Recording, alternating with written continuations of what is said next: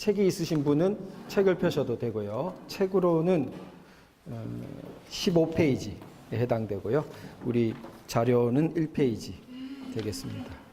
자, 그러면 이제 아까 전에 말씀드렸던 것처럼 자유민주주의 이런 부분이 우리가 마치 공기가 희박해지기 전에는 공기의 소중함이나 또 물이 부족하기 전에는 물의 소중함을 모르다가 정말 그게 희박해지고 없어지고 나면 이게 정말 소중하구나 알게 되고, 그때 근데 물이라는 게 뭐지? 공기라는 게 뭐지라고 묻게 되는 그런 상황인 것 같습니다. 그래서 우리가 자유가 굉장히 위기에 빠지자 저도 이걸 더 진지하게 묻게 되었고, 그런 이제 결과입니다. 그럼 이제 기로에 선 대한민국이라는 것부터 한번 보죠. 여기에 우리 이승만 대통령이 1904년 그 독립정신 서문에서 이런 그 감옥에서 쓰신 글인데, 그 1페이지 그 박스, 책은 박스로 돼 있죠. 거기 같이 한번 읽어보겠습니다. 시작. 우리나라에서 중간층 이상의 사람이나 한문을 안다는 사람들은 대부분 썩고 잘못된 관습에 물들어 기대할 것이 없고 그들의 주변 사람들도 비슷하다. 이 말이 너무 심하게 들릴지 모르나 현실을 보면 헛된 말이 아닌 줄 알 것이다. 진심으로 바라는 바는 우리나라의 무식하고 천하며 어리고 약한 형제 자매들이 스스로 각성하여 올바로 행하며 다른 사람들을 인도하여 날로 국민정신이 바뀌고 풍속이 고쳐져서 아래로부터 변하여 썩은 데서 싹이 나며 죽은 데서 살아나기를 원하고 또 원하는 바이다. 이렇게 되어 있습니다. 제가 거기 질문을 하나 드러났는데, 여기서 중간층 이상의 사람이나 한문을 안다는 사람들은 오늘날 어떤 사람들에 해당할까요? 이렇게 한번 물음을 던져보았습니다. 그래서 우리가 이제 한번 생각해 볼 바입니다. 우리가 한 재작년 이래로 우리나라의 여러 가지 제도권, 언론, 법조계, 정치권 다 조금 다른 시각에서 볼 때는 이 자유민주주의의 방어라는 부분에서 왜 저렇게 허물어질까? 그런 의문을 많이 갖게 됐었습니다. 그 당시는 덜 드러났었지만 날이 가고 갈수록 자꾸 그런 방향성이 더 드러나고 있지요. 그래서 오히려 이 부분이 와닿았습니다. 그래서 이승만 대통령 때를 생각해 보면 구한말에 당시 한문을 안다는 사람, 그게 지식층의 대표죠. 그런데 그 나라가 어려울 때 글쎄 어떤 주도적인 역할이 굉장히 제한돼 있었죠. 그 격변기 때. 오히려 개화 지식인이나 중인층 이하의 분들이 굉장히 대두되었습니다. 물론 이승만 대통령은 양반 출신이에요. 왕족. 양녕대군 가문이고. 그런데 이 이승만 대통령은 그런 전통을 자기 몸에 안고 한문도 무척 잘했습니다. 이승만 대통령을 서당에서 가르친 분이 배사간, 아주 높은 벼슬, 그러니까 언론을 책임지는 높은 벼슬, 대사관을 지내신 분이에요. 그분이 이승만 대통령을 무척 아꼈습니다. 아주 천재로 보였어요. 그래서 이제 옛날 학문을 거의 다 습득했다고 볼 수 있는 사서오경 같은 거를, 그런 분이고, 그런데 이 청일전쟁이 나는 것을 보고 세상이 바뀌었다는 것을, 청일전쟁에서 일제가 이기는 것을 보고 세상이 바뀌었다는 것을 그래서 신학문을 배워야겠다 생각하고 배제학당에 들어갑니다. 그래서 신학문을 이제 배웁니다. 자, 그리고 이 무렵쯤에는 우리나라가 더 이상 군주국이 아니라 공화국으로 가야 된다는 생각을 갖고 있는 때입니다. 그럼 한번 생각을 해보세요. 1904년, 지금부터 약 100여 년 전쯤에 우리나라가 공화국으로 되어야겠다는 생각은 그 당시로서는 거의 몇 사람밖에 안 된다고 볼 수 있어요.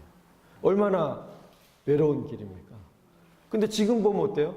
우리나라가 군주국으로 가야 된다고 생각하는 사람이 적어도 우리 대한민국 남쪽에는 없어 보이죠. 근데 모르겠습니다. 군주국은 아니고 이런 김씨 왕조 저쪽, 북한 그쪽은 잘 모르겠는데 자, 그러면 이게 제가 볼 때는 참 위안이 되었습니다. 그러니까 심하게 말하면 이승만 대통령 한 분의 그 각상에서부터 시작해가지고 점차 이게 확장되어서 마침내 자유민주주의 나라를 휴전선 이남에서나마 세웠고 또 지켰고 그리고 이 번영하는 대한민국을 이만큼 이룬 것입니다. 이게 이제 대한민국이 사실은 휴전선 이부까지 확장돼야 되는데 거기에 막혀서 우리가 아주 큰 진통을 겪고 있죠. 확장되느냐 아니면 오히려 거꾸로 우리가 삼켜 먹히게 되느냐 아주 그 기로에 선 것으로 보입니다. 그래서 그러나 이 100여 년의 역사를 볼 때 그 흐름은 대한민국이 확장되는 과정이었다.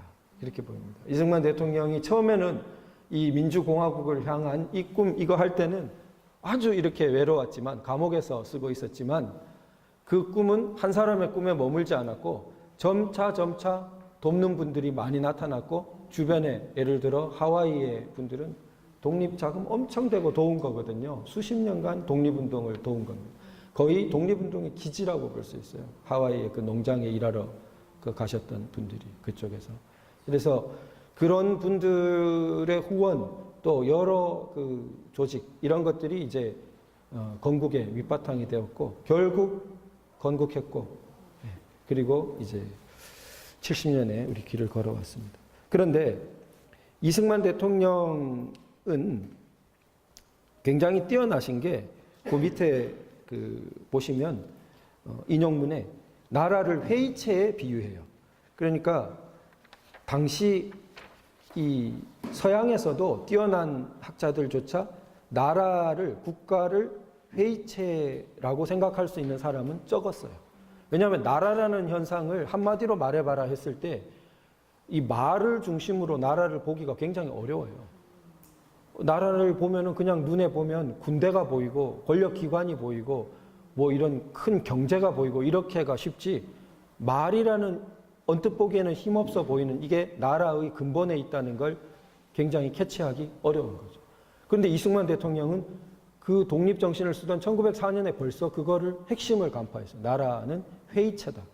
그런데 그 회의체가 단순한 회의체가 아니에요. 보면은 난장판이 되어 싸우다가 사람까지 죽이는 지경에까지 이르기도 하는 회의체라고 해요. 그래서 법과 제도가 필요하다 이렇게 나아갑니다.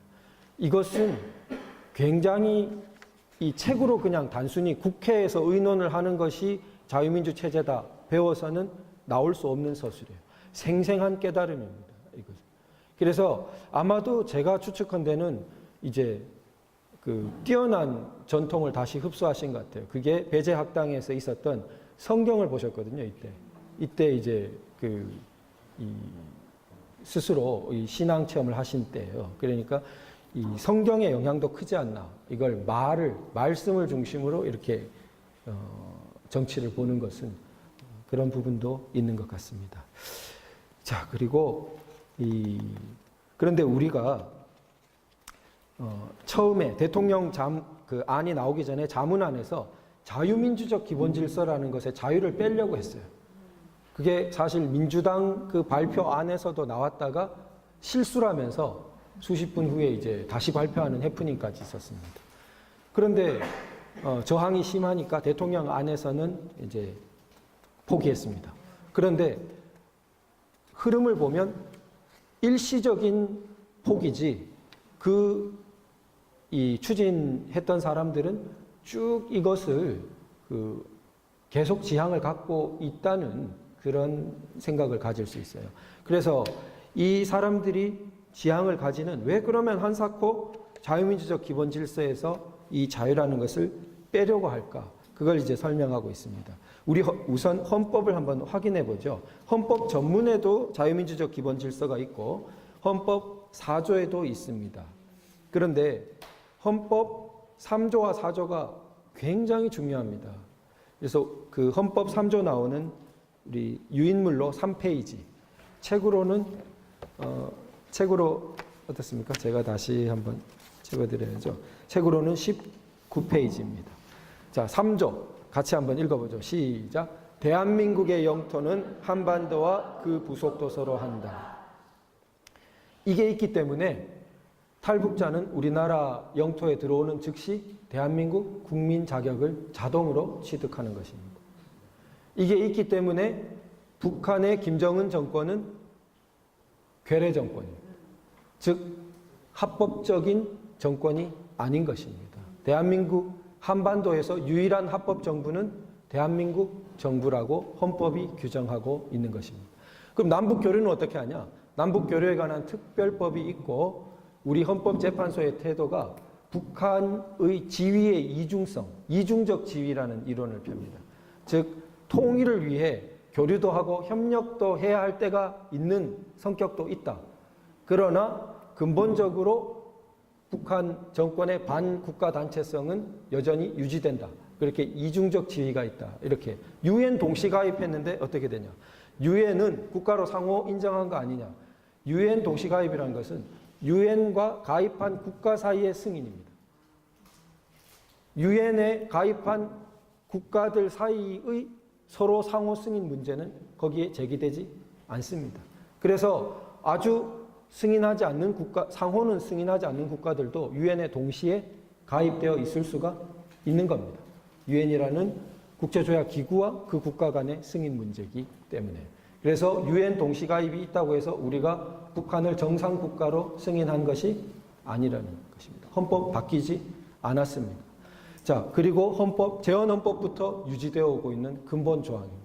그 다음에 4조를 보시면은 4조 같이 읽어보죠. 시작. 대한민국은 통일을 지향하며 자유민주적 기본 질서에 입각한 평화적 통일 정책을 수립하고 이를 추진한다. 뭐라고? 자유민주적 기본 질서. 여기에 이 자유를 건드리려 했던 거예요.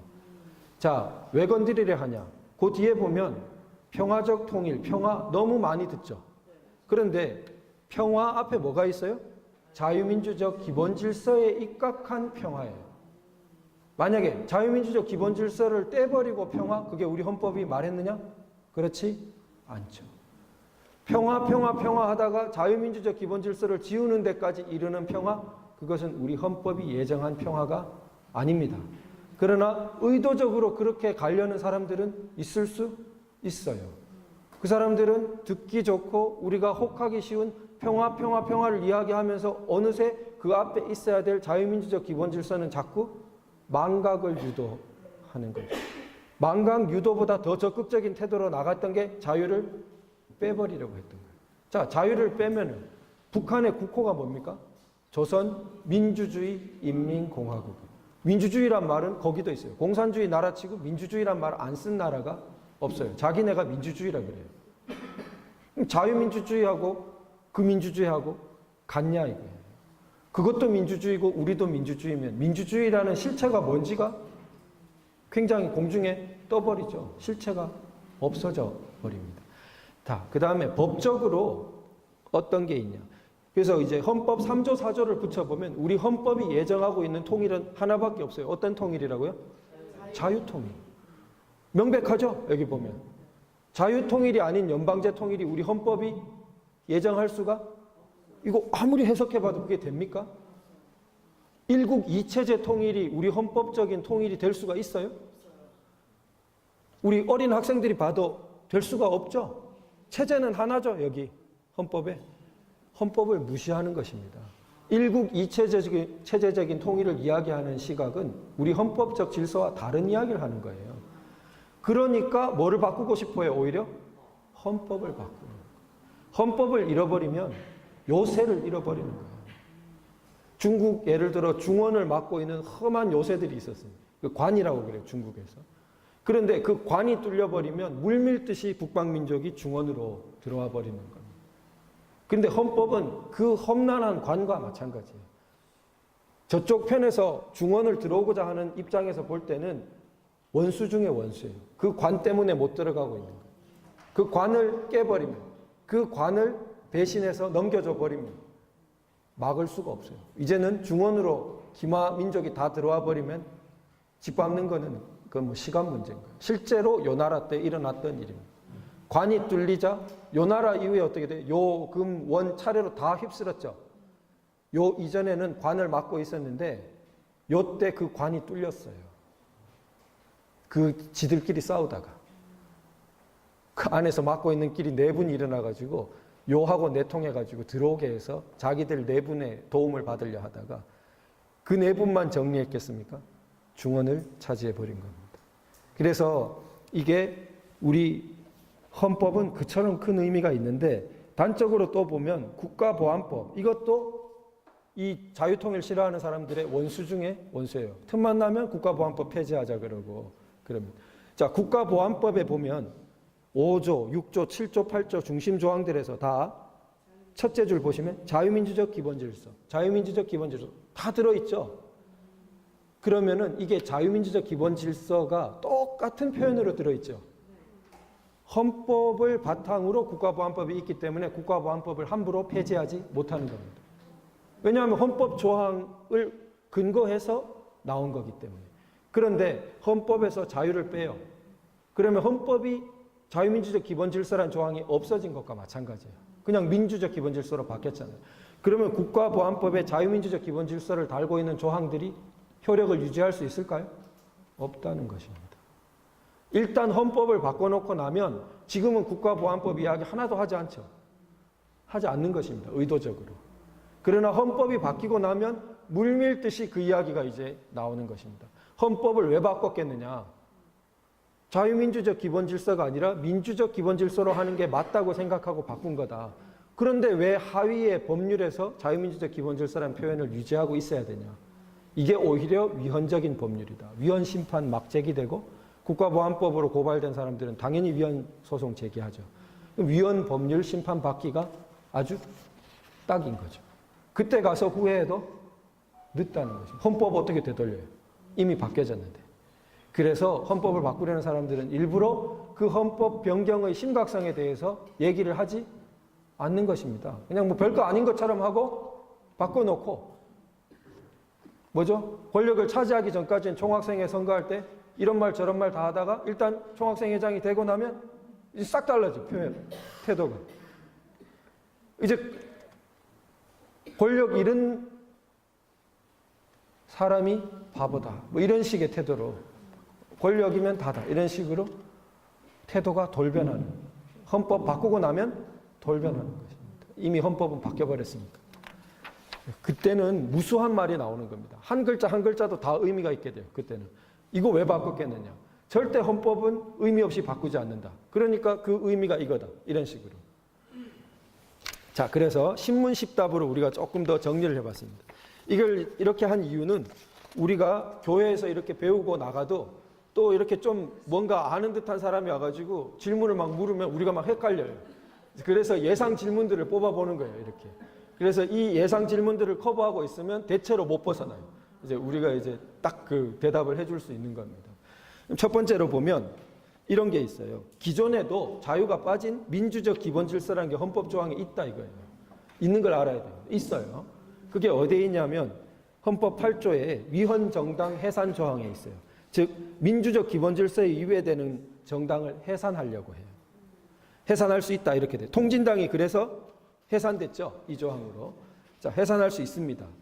자, 그러면은 이게 제가 좀 건너뛰어서 그 2, 3 질문으로 가보시면 그러면은 2번 질문에 민주적 기본 질서 조항으로 충분하지 않나? 또 3번 질문으로 가면 민주적 기본 질서와 자유민주적 기본 질서의 의미가 학계에서 다 같다고 그러던데 왜 굳이 자유 빼는 게 문제라고 그러냐? 혹하죠? 질문이.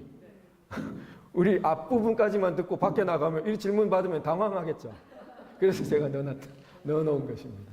그런데 이게 저쪽에 굉장히 이제 다시 우리 역공을 하면 함정에 빠지는 게 학계에서 이 민주적 기본 질서와 자유민주적 기본 질서가 같다고 할 때는 무슨 의미로 같다고 한 거냐? 자유민주적 기본 질서 의미로 같다고 한 거예요. 그러니까 민주적 기본 질서라고 있어도 그거를 앞에 자유를 넣은 거로 읽어라 이렇게 해석한 거예요. 근데 이걸 어떻게 악용해요? 자유민주적 기본 질서가 오히려 자유를 뺀 민주적 기본 질서하고 의미가 같다는 거로 헷갈리게 우리를 만드는 거예요. 반대라니까요. 해석은 자유가 없는 그 민주적 기본 질서라는 조항도 자유가 있는 자유민주적 기본 질서의 의미로 읽어라. 그 의미로 같은 것이다. 이렇게 학계가 다수설 해석이에요. 왜 그러냐 하면 이제 계희열 교수님이라고 저명한 고대 교수님 대표적인데 원로학자예요. 왜 그러냐 하면 민주주의 이름 단계 막 많은데 자유민주주의하고 두 가지 종류밖에 없다고 그래요. 대척점. 대척점은 인민민주주의예요. 공산주의 계열에서 맨날 말하는. 그래서 자유민주주의, 인민민주주의 말고 무슨 다른 민주주의가 있냐? 자, 보면 뭐 사회민주주의도 있고 참여민주주의도 있고 수기민주주의도 있고 직접민주주의도 있고 간접민주주의도 있고 민주주의 이름 단계 막 많은 것 같아요. 헷갈리죠? 그런데 이건 다 제가 뒤에 설명을 해드릴 텐데 그건 다 민주주의란 이름을 달고 있지만 큰 민주주의의 분류에 해당되는 게 아니라 뭐 이를테면 콩이 강낭콩도 있고 완두콩도 있고 뭐 서리태도 있고 이렇지 않습니까? 그건 콩이죠. 네. 콩하고 쌀이 구분되죠. 네. 다 곡식이죠. 네. 민주주의라는 곡식 이름을 달고 콩도 있고 쌀도 있죠. 쌀이라니까 너무했다. 콩 말고 뭐 못 먹는 뭐 그건 곡식이 안 되는구나. 그건 뭐 식물이라 해야 되나? 그러니까 이 종류가 아주 그 차원이 다른 말이에요. 그러니까 간접민주주의, 직접민주주의, 참여민주주의, 수기민주주의 이런 말들은 자유민주주의, 심지어 사회민주주의도 자유민주주의를 전제하고 거기에 어떤 형태라든지 거기에 어떤 측면이라든지 거기에 속성이라든지 이런 걸 지적한 거예요. 인민민주주의는 완전 계열이 다른 거예요. 그거는 자유민주주의가 아닌 이름만 민주주의인 공산주의로 가려고 하는 그게 인민민주주의예요. 그럼 사회민주주의 제일 헷갈려요. 사회민주주의. 이거는 사회민주당, 저쪽 서유럽 쪽에 유럽에 많은 사회민주당. 자, 유럽의 사회민주당, 영국의 노동당이 자유민주주의적인 서유럽을 부정하는 걸 보셨습니까? 보신 적이 없어요. 사회당 이름 달고 자유민주주의 헌법체계를 부정하던가요? 그렇지 않아요. 그냥 정책적인 강조점의 차이입니다. 거기서. 그러니까 사회민주주의, 사회민주당이라는 것은 자유민주주의라는 자유민주적 기본 질서라는 것과 모순되는 게 아니고 거기에서 정책적인 강조점을 달리한 표현이에요. 좀 뭐 공공성 복지 같은 것을 더 강조하고 또 국가 작용 같은 걸 좀 더 강조하고 그렇게 되는 거죠. 물론 교회 입장에서 볼 땐 덜 친해요. 그쪽이랑.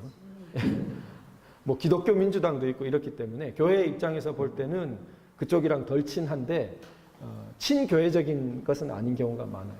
그렇지만 자유민주주의를 막 부정하는 그런 차원은 아니다 이거예요. 유럽에서 사회민주당이. 그런데 우리나라에서는 그게 막 헷갈려요. 사회민주주의를 마치 인민민주주의처럼 막 끌어다 가지고 쓰면은 인민민주주의는 그거는 자유민주주의하고 완전히 적대예요. 그거는 완전히 공산주의로 가는 그런 말만 민주주의. 자, 그럼 말만 민주주의라는 게 왜 나오냐? 그게 제가 2번 질문에서 써놓았는데요. 예, 거기 보면 레닌 이야기가 나와요. 2번 질문 답에. 책으로는 2번 질문이니까 22, 23페이지. 자, 레닌이라고 마르크스 다음에 공산주의자로 아주 유명한 사람입니다. 소련을 세운 사람이라고 볼 수 있습니다. 사회주의, 공산주의 소련을. 그런데 마르크스 레닌주의라고도 하죠. 그래서 그 레닌이라는 사람이 마르크스 이론을 계승해가지고 이런 싹은 그런데 마르크스한테도 있어요. 이론의 싹이. 자, 어떠냐 하면은 우리 책의 뒷부분 가면 그게 더 상세히 설명되어 있는데요.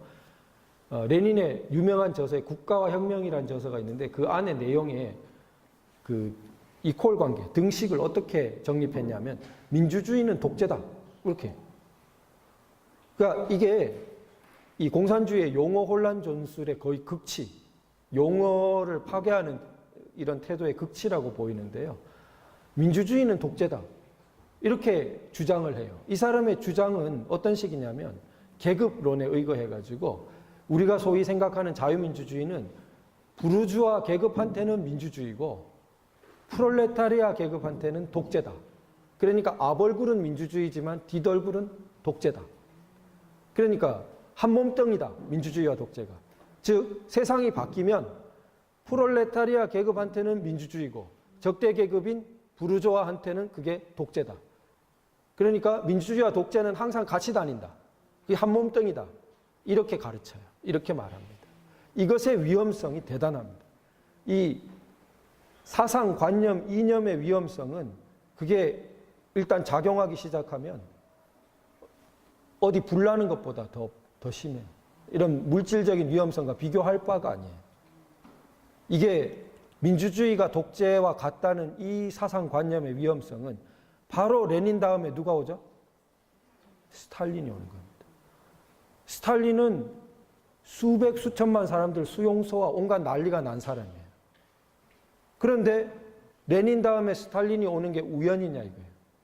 이 이론을 보십시오. 민주주의는 독재다. 그 말을 뒤집으면 독재는 민주주의예요. 그러니까 수천만 사람들을 수용소에 집어넣고도 민주주의라고 스스럼 없이 이야기하는 거예요. 우리 민주주의. 그게 북한이 정치범 수용소를 그렇게 가혹하게 하고 사실은 북한은 세계적으로 유명한 게 정치범 수용소만 감옥이 아니라 나라 전체가 감옥이에요. 그래서 감옥국가, 수용소 국가, 노예 국가라고 표현을 씁니다. 군 단위 밖으로 이동하지 못해요. 그러니까 이동의 자유가 없어. 그게 감옥이지 뭐예요. 이동의 자유를 제한해 놓은 게. 그런데 국경 넘어가는 사람 총 맞아 죽어서 지금 시체가 떠오르고 그게 이제 북한인데. 근데 민주주의라는 거예요, 그게. 근데 그게 말이 안 되잖아. 근데 그 사람들 머릿속에 말이 되게 만드는 게 뭐라고요? 민주주의는 독재하고 같다니까? 이렇게 되는 거예요. 그래서 처음에는 그게 프롤레타리아 계급한테는 민주주의를 한다고 했지만 나중에는 프롤레타리아 계급 중에도 가만히 보니까 농민 계급은 좀 충성심이 덜해. 그러니까 좀 떨어내고. 그러니까 걔는 좀 독재해야 되고. 문화혁명 같은 거. 중소 자본가, 푸띠 부르주아로 보여, 너는 지식인이라 좀 덜 철저해 보여. 너는 좀 교육받아야겠어. 지방으로 가서 노동 좀 배우고 와. 그리고 뭐 너는 아무리 봐도 사상이 안 바뀌어. 뭐 이런 식으로 프롤레타리아 계급이라는 데 내에서도 자꾸 쳐요. 그래서 북한도 마찬가지고. 심지어는 같이 항일, 자기들 말로 항일투쟁, 빨치산 그거 좀 했던 사람들, 갑산파라는 사람들까지도 마지막엔 쳐버려요. 소련파도 쳐버리고 중국파, 연안파도 쳐버리고 나중에는 갑산파까지도 치고 김일성과 그 몇몇만 남고 나중에는 김일성 혼자 남고 소위 백주혈통이라는 자기 삼김만 남는 거예요. 이게 어디서부터 시작돼요? 민주주의가 독재라는 이 등식이 그런 싹을 낳는 겁니다. 무서운 관념이에요. 자, 이 무서운 관념. 그래서 옛날에도 우리 동양에 이름을 바르게 하라고 가르쳐요. 정명이라고 공자는. 우리 성경의 말씀의 중요성을 그렇게 말씀이 잘못되면 어떻게 돼요? 말이 잘못되면 이런 난리가 다 나는 것입니다. 그래서 민주주의는 독재하고 같다. 그런 말에 정말 우리가 치를 떨어야 되는 말이 되는 것이고 그것이 그렇게 하는 것이 민주주의라는 말입니다. 인민의 적에게는 독재를 해도 좋다. 이런 것이 민주주의입니다. 자, 그 다음에 4번 질문을 보죠. 이것도 이제 안 공부하면 당하기 쉬워요. 이게 자유민주적 기본질서라는 표현 자체는 박정희 대통령 때 들어왔고 재헌헌법에서는 민주주의 제제도라는 표현을 썼다. 그런데 넌 왜 갑자기 자유민주적 기본질서라고 자유를 강조하냐? 이렇게 우리한테 이제 또 따지는 거예요. 그거는 이렇습니다. 이승만 대통령 때만 해도 이승만 대통령이 민주주의라고 그러면은 그게 이승만 대통령 유명한 반공주의자인데 공산주의를 용인한다고 생각이나 했겠습니까? 그때는 이렇게 공산주의자들이 민주주의란 말로 우리를 덜 헷갈리게 할 때예요. 그러니까 이 표현으로도 별로 헷갈리지 않았던 거예요. 그러나 박정희 대통령 월남 패망 이런 쯤에 이르는 때에 이르면은 이제는 공산주의자들의 민주주의를 가지고 뒤흔드는 게 아주 심해졌다는 겁니다. 그러니까 그냥 민주주의라는 말만 써가지고는 딱 헷갈리기 좋게 생긴 겁니다. 그래서 제대로 알아들으라고 자유민주라고 이렇게 딱 강조를 하게 된 겁니다. 우리가 민주주의 해온 것은 자유민주주의고 인민민주주의라고 소위 하는 데는 자유민주주의가 영 다른 곳이야. 이렇게 딱 구분을 필요성에 의해서 그렇게 한 것이지 이승만 대통령과 달라진 게 아니라는 겁니다. 그 뜻을 확인한 것에 불과합니다. 자, 그 다음에 5번 질문도 중요해요. 이건 이제 우리나라 지금 상황의 핵심에 해당되는 것 중에 하나인데 자유민주주의 대한민국, 이승만 대통령만 자꾸 이야기하는데 특히 80년대 이래 영향을 받은 사람은 이런 생각하는 사람이 많아요. 그중 심한 사람은 정통성이 북한에 있다고 교육받은 사람들이 있어요. 남한은 이 아주 미제에 의해서 정통성도 없이 아주 꼭두각시 같은 이승만 대통령을 데려다가 그렇게 해놓은 곳이고 북한이야말로 항일투쟁의 그 정통성을 이어가지고 아주 민중의 기반에서 세워진 정통성 있는 정권이다. 이게 이제 심한 계열이고 더 우리가 조심해야 되는 거는 이 말을 그럴듯하게 이렇게 하는 사람들이 있어요. 우리 분단된 걸 이렇게 보면은 남쪽에는 미국이 들어왔고 북쪽에는 소련이 들어왔어. 그러니까 둘 다 외세의 힘을 얻고 들어왔어. 그러니까 남북 모두 별로 정통성이 부족해. 남북 모두 정통성이 부족하고 혹은 바꾸어 말하면은 더 좋게 말해주면 남북 모두 조금씩은 정통성이 있어.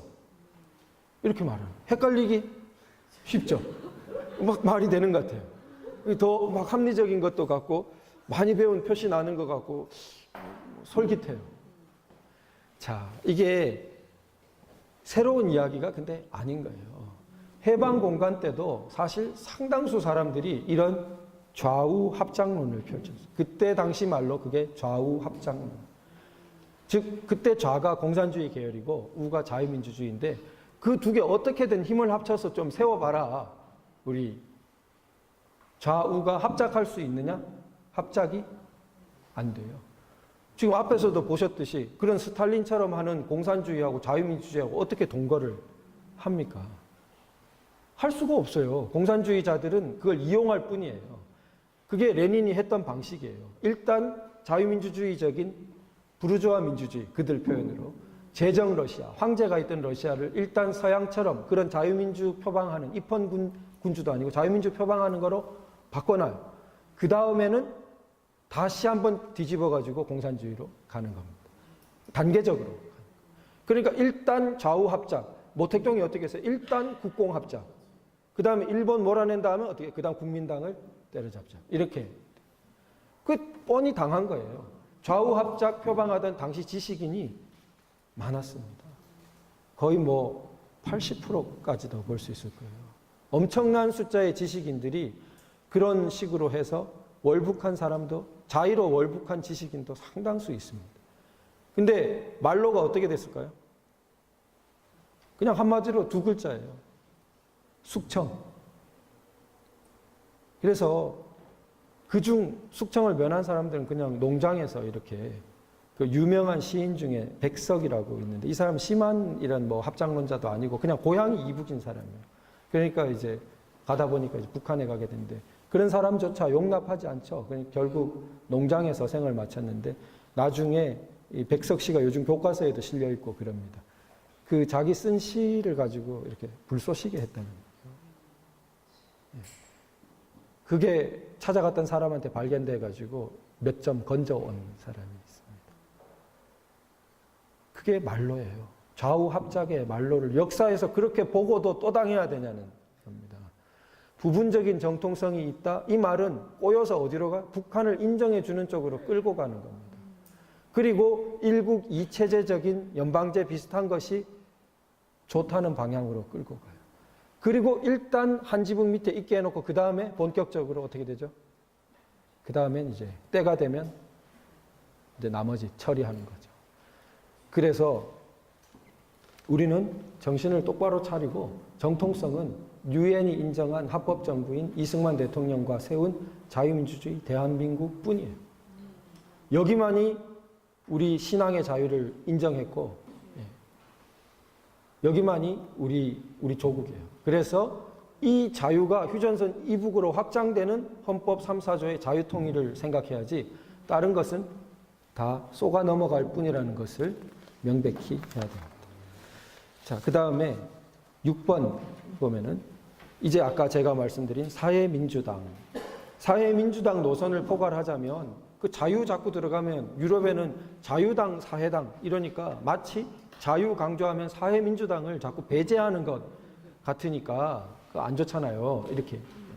그러나 유럽의 사회민주당은 자유민주적인 이 입헌 민주주의, 자유민주주의를 인정하는 바탕 위에서 나오기 때문에 그들은 안 헷갈려요.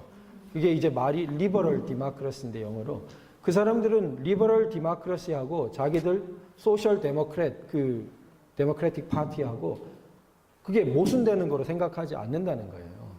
근데 우리만 헷갈리는 거예요. 그래서 그 유럽의 사회당, 사회민주당, 노동당이 자유민주주의에 바탕하고 있는 정책적 강조점의 차이라는 것을 명백히 해야 됩니다.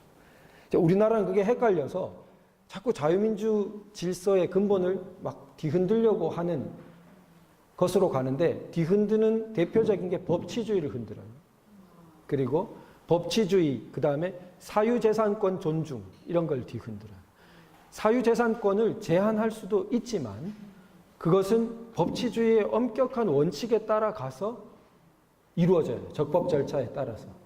그런데 물컵 던졌다고 함부로 세무조사하고 그 다음에 너 경영권에서 물러나라 그러고 그게 사유재산권을 존중하지 않는 태도의 반로입니다.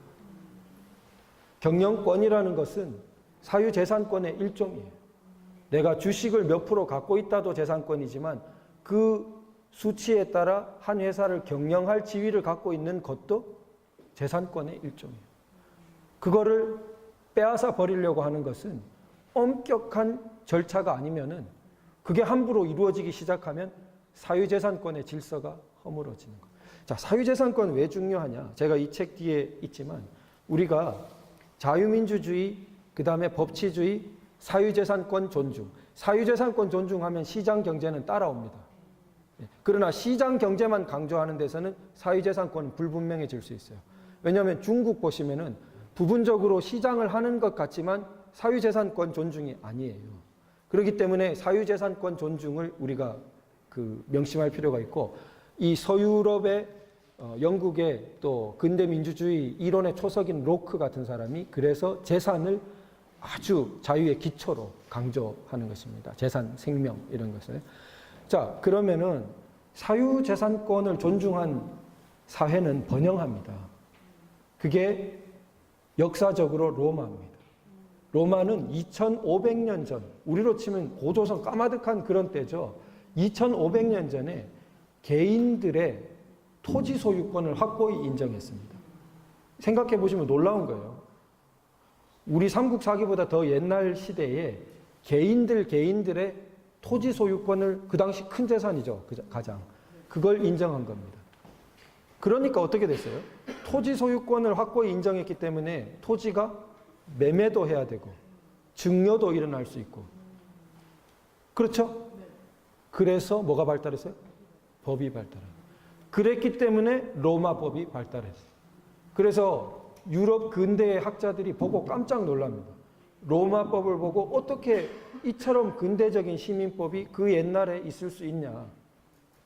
원리는 생각해보면 간단해요. 사유재산권을 인정했기 때문에 그걸 법률관계로 풀어가려고 했기 때문에 그 당시에 그 발달한 게 나와요. 대표적인 거로 동시이행의 원칙이라는 게 있어요. 매매에서 법률 우리 오늘날 민법에도 뭐 대표적입니다. 자, 이거는 북한이 핵 폐기하고 체제 보장을 동시에 하자 이런 거하고는 안 맞아요. 그거는 이런 민법적인 질서가 아닙니다.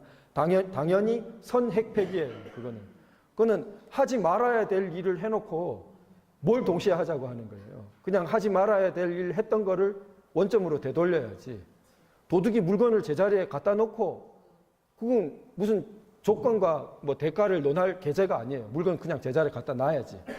그런데 민법은 다른 거예요. 민법은 내가 교환을 하려고 하잖아요. 돈을 주고 물건을 예를 들어 사려고 하잖아요. 그러면 돈 주는 사람하고 물건을 주는 사람하고 어떻게 해야 제일 공평하다? 동시에 주는 것이 제일. 그게 동시행위. 뭐 너무 간단하죠.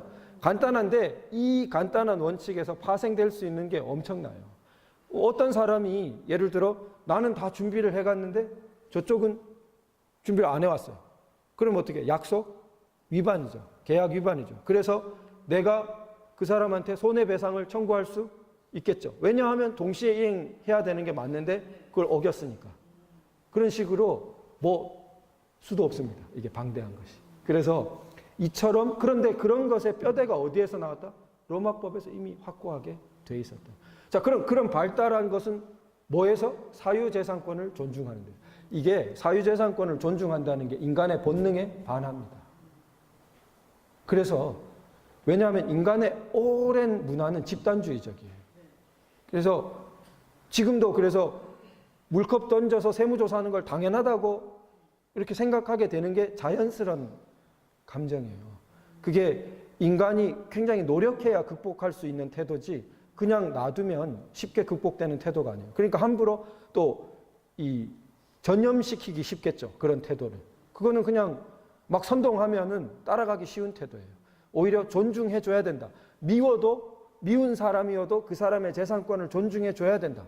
그 사람의 재산 획득 과정이 굉장히 좀 의문스러워 보여도 일단 그 사람의 재산권은 존중해 주는 데서 시작해야 된다. 이게 가지기 어려운 태도예요.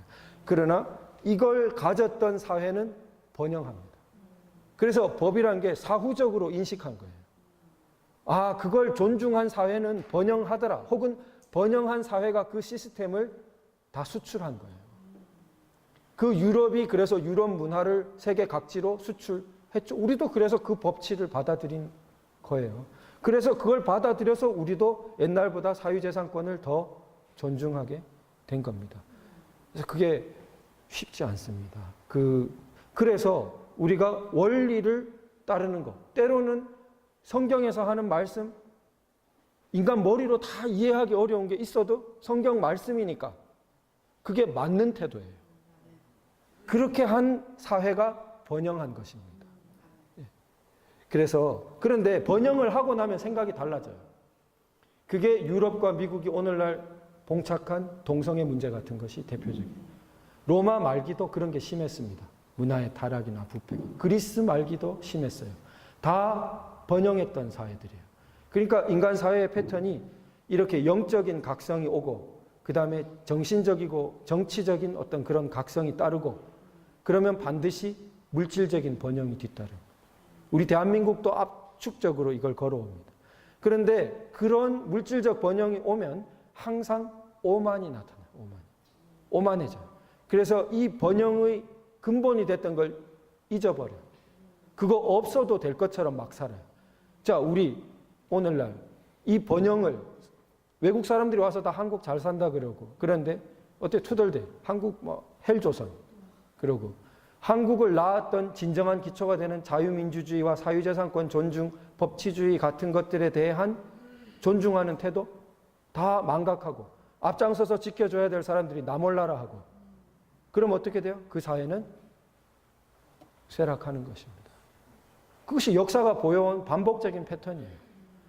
이 오만에 빠지지 않고 이것을 항상 앞일을 기억하고 지킬 때 번영을 계속 누릴 수 있는 것입니다. 자, 그러면은 7번 물음에서 자유민주정에서 자유와 민주의 관계는 뭐냐? 이것도 이제 여러 가지 대답이 있을 수 있는데 제가 이제 강조하는 건 이런 거예요. 자유라는 것이 붙은 게 굉장히 많아요. 뭐 종교의 자유, 뭐 언론의 자유, 뭐 사생활의 비밀 이것도 자유에 속하고요. 또 사생활의 자유 많은데 이 신체의 자유 등 이 자유가 민주하고 무슨 관계냐? 영국의 이런 역사를 생각해 보면 이 근대 민주정의 발전은 영국이 제일 대표적입니다. 그래서 이런 자유 저런 자유들이 한꺼번에가 아니라 굉장히 투쟁을 통해서 점진적으로 획득돼요. 처음에 신체의 자유가 굉장히 문제됐어요. 그래서 영장 이 법관에 의해 발부되어야만 구속할 수 있는 방향으로 발전했습니다. 그게 세계 최초로 영국에서 1600년대 막 이런 그러니까 일찍 발달했어요. 자, 신체의 자유. 또 종교의 자유, 유럽이 종교의 자유를 위해서 싸운 피와 그런 건 말할 수가 없죠. 자, 종교의 자유라는 이 한 항목, 이 각각의 언론의 자유, 근대 유럽이 되면서 거기도 검열 다 있었습니다. 그런데 그거를 극복하려고 무진 싸웠어요. 이런 과정 중에 거의 마지막쯤에 온 게 참정권이에요. 심지어 보통 선거권은 저런 서구 세계에서도 남녀 전부 평등한 보통 선거권은 아주 뒤에야 나타났어요. 빠른 데가 19세기 말이에요. 그러니까 이 모든 것이 한꺼번에 우리나라에 떨어진 재헌헌법의 상황을 생각해 보면 우리가 사실 진통을 겪는 것도 무리는 아닌 거죠. 이건 수백 년 된 축적 속에서 나온 거예요. 그쪽에서. 그래서 이런 자유 저런 자유들이 축적되어서 거의 마지막 단계의 참정권에까지 이 어떤 평등이나 이런 게 확장된 것이 자유민주정입니다. 그런데 그래서 자유민주정은 자유의 축적 속에 이루어진 거기 때문에 앞에 자유를 빼버리고 자유민주정을 생각하면 어불성설이죠. 기초가 있을 수가 없는 거예요. 자유민주정을 이해할 수가 없는 것입니다. 그러니까 그냥 단지 다수결하는 게 민주정 이런 게 아닌 것입니다.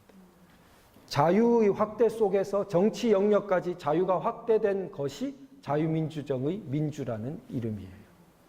그래서 우리가 자유라는 이해, 이게 어려워요. 그래서 물이나 공기가 쉬울 것 같지만 물, 공기를 설명하기 어려운 것처럼 자유라는 말, 우리가 흔히 이렇게 우리 다 둘러싸고 있지만 그거를 깊이 이해해야 됩니다.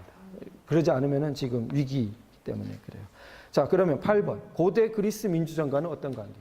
그래서 민주정의 원형은 고대 그리스 폴리스 같은 데 있어요. 정치의 원형이기도 하고. 근데 고대 그리스 민주정은 제한된 남자 시민만의 민주정이었어요. 그런데 영국 근대에서 비로소 보통 선거권으로 이렇게 확장되어 간 겁니다. 그러면은 이 바탕에 고대 그리스에 없었던 뭐가 붙어서 그렇게 됐나? 학자들은 기독교가 붙어서. 그래서 서양 문명의 두 원류로 이 헬레니즘, 그리스 로마 문명과 그 주데오 크리스천 트래디션이라고 해서 유대 그리스도교 전통을 그 서양 문명의 두 원류로 보는. 이 서양 문명의 두 원류가 같이 모여서 된 게 자유민주정이에요. 그래서 제가 어느 다른 강의에 가면 자유민주정은 이 문명의 다른 이름이라고. 자유민주정의 반대가 인민민주주의, 그건 아까 제한된 설명이고 결국 인민민주주의 표방하던 데는 무슨 행동을 해요? 반문명적 행동을 해요. 야만 사회로 떨어져요. 그게 휴전선을 사이에 두고 극명한 대조를 이룬 지금의 모습이에요. 남쪽의 문명 사회 모습과 북쪽의 반문명적인 야만으로 후퇴한 모습과 그게 사람을 죽여도 뭐 고사포 총으로 막 쏴대어 죽여 뭐 이런 식의 말도 하는 거 보세요. 뭐 쓰레기 어쩌고 뭐 하여튼 말 수준 자체가 어떻게 돼요? 반문명적인 자꾸 그런 걸 하죠. 행동 뭐 자기 형을 뭐 독가스로 뭐 어떻게 해서 그런 그 반문명이 우연이 아닌 겁니다. 자유민주정에서 멀어질수록 뭐로 가요? 야만으로 접근하는 겁니다. 자유민주정은 단지 정치체제만이 아니고 그 바탕에 문명의 가장 깊은 원류들이 모여서 된 게 자유민주정이기 때문에 그래요. 그럼 동양 사람은 기여가 없냐? 기여하면 돼요, 이제 우리가. 그래서 우리도 이걸 잘 로마도 그리스한테 배워서 로마가 된 겁니다. 영국도 열심히 배워서 영국이 된 거지 어디 하늘에서 뚝 떨어진 게 아니에요. 우리도 이 좋은 것을 열심히 배우면 언젠가 영국처럼 우리도 한국도 거기에 이렇게 하나 한 방울 떨어뜨릴 게 생기는 거예요. 지금 당장은 아니어도. 지금은 열심히 배우고 그걸 좋은 방향으로 가야 되는데 우리 사회에 암처럼 뭐예요? 거꾸로 가려는 그 요소가 생겨가지고 막 확장됐어. 모르는 사이에. 반드시 어떻게 해야 돼요? 암 수술을 제대로 해가지고 건강한 신체로 우리 거듭나야 됩니다.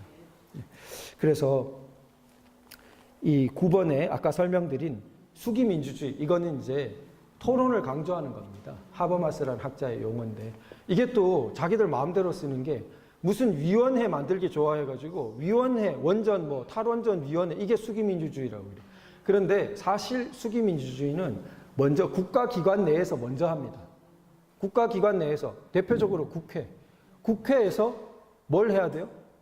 논의를 하고 숙고를 해야 되죠. 그걸 활성화하라는 게 수기민주주의예요. 국회만이 아니라 행정부에서도 그렇게 하고 또 관민협동으로도 그렇게 하고. 근데 그런 거 다 빼고 갑자기 정부나 그런 거 바깥에 갑자기 위원회 하나 창설해가지고 거기서 의논하는 게 수기민주주의. 그는 수기민주주의에 대한 이해를 잘못하는 것입니다. 잘못 사용하는 거예요. 자, 그 다음에 자유만 강조하면 평등이 무시되지 않을까. 그렇지 않은 게 우리가 이제 또 그런 반론을 받을 수가 있죠. 자유 하는데 평등은 어떻게 된 거냐. 이 자유 없는 평등은 그거는 사실 무늬만 평등이에요. 다 같이 비참한 처지로 떨어질 평등이 우리가 생각하는 평등이겠어요? 다 같이 자유를 박탈당하는 상태로의 평등이 그게 가치가 있는 평등이겠습니까? 그러니까 자유를 전제하지 않는 평등이라는 것은 그거는 평등의 진정한 의미가 아닌 겁니다. 그러면은 자유만 강조하고 평등은 배제해야 되냐? 절대 그렇진 않아요. 그래서 프랑스 혁명에도 자유평등 박애라고 나와 있죠. 근데 그 평등을 결과적 평등으로 보면은 좀 문제가 생겨요. 왜냐하면 결과적 평등으로 이해하면 뭐가 자꾸 침해돼요? 자유가 자꾸 침해돼요. 과정의 평등으로 접근해야 예를 들어 공정한 룰을 적용해야 된다. 이런 법 앞의 평등, 이런 방향으로 가야 자유도 존중하고 평등도 살 수 있어요. 그런데 이때 자유는 제한된 자유라는 게 중요합니다. 우리 사회 정치적인 자유는 철학적, 종교적 자유와 달리 항상 제한적이에요. 그게 제한적이지 않으면 어떻게 되겠습니까? 내 자유가 무한하면은 남의 자유는 엉망이 되죠. 그러니까 우리 사회 정치적인 세계에서 자유는 항상 제한적이에요. 그런 제한적인 자유 속에서 과정 속에서 어떤 평등을 도모해야 된다. 그러나 또 하나는 이게 있어요. 과정 속의 평등은 요즘 소위 말로 흙수저도 있고 금수저도 있는데 넌 자꾸 과정 속의 평등만 얘기하면 그게 해결이 되냐? 이런 식으로. 자, 이것을 잘 생각해야 돼요. 어느 정도의 보정적인 조치는 생각은 해볼 수 있어요. 우리 정치 공동체 내에서. 그러나 근본 원칙은 인간 사회가 불완전하다는 데서부터 시작해야 돼요. 인간 사회가 이게 완전한 사회입니까? 그 비성경적이에요. 인간 사회가 어떻게 완전한 사회예요?